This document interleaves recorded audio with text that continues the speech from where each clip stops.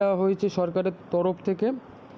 যারা যারা টাকা পাননি, কি কারণে রিজেক্ট হয়েছে, আর বর্তমানে ফ্লাপ করতে পারবেন কি না বা আবেদন করতে পারবেন কি না, এই যাবতীয় তথ্য নিয়ে আজকের এই ভিডিও। চলুন তাহলে দেখা যাক আপনি কিভাবে আপনার স্ট্যাটাসটা কী পরিস্থিতিতে আছে, কি পর্যায়ে আছে, সেটা কিভাবে চেক করবেন। প্রথমে আপনার ফোনে সার্চ বারে চলে আসবেন। সার্চ বারে চলে এসে সার্চ করবেন socialsecurity.wv.gov.in। ফার্স্ট যে অপশানটি আসবে সেই অপশানে ক্লিক করবেন।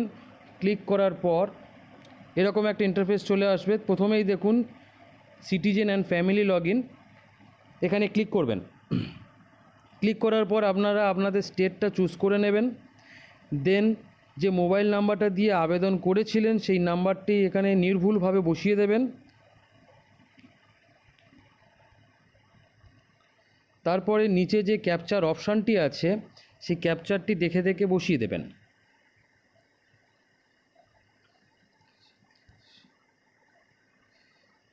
বসানোর পর রিকোয়েস্ট ওটিপি যে অপশানটি আছে সেই ওটিপি অপশানে ক্লিক করবেন। ক্লিক করার পর এখানে দেখবেন 6 অঙ্কের একটা ওটিপি আপনাদের ওই নাম্বারে আসবে, ওটা দেখে দেখে এখানে বসিয়ে দেবেন।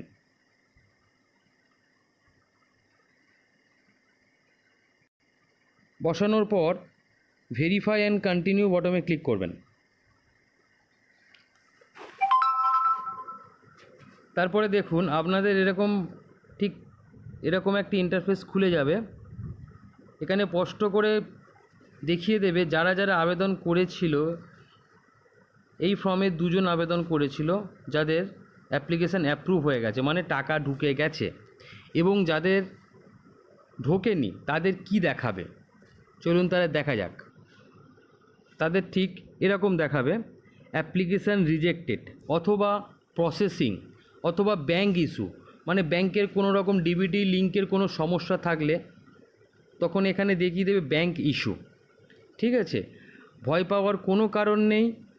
আপনাদের যাদের রিজেক্ট হয়েছে তারা ফের আবার আবেদন করতে পারবেন। এডিট অপশানটি আবার খুব তাড়াতাড়ি খুলে যাবে। এই পুরো ভিডিওটা বিস্তারিত জানতে আমি খুব তাড়াতাড়ি একটি ভিডিও নিয়ে আসব, কী করে আপনারা আবেদন করবেন বা কী প্রসেসে করবেন, কি কি ডকুমেন্টস আবার দেবেন, সব কিছু নিয়ে একটা নতুন ভিডিও নিয়ে আসব। ততক্ষণ আমার চ্যানেলটাকে সাবস্ক্রাইব করে দিন, বেল আইকনটি ক্লিক করে অল বটমে ক্লিক করে দিন। ধন্যবাদ।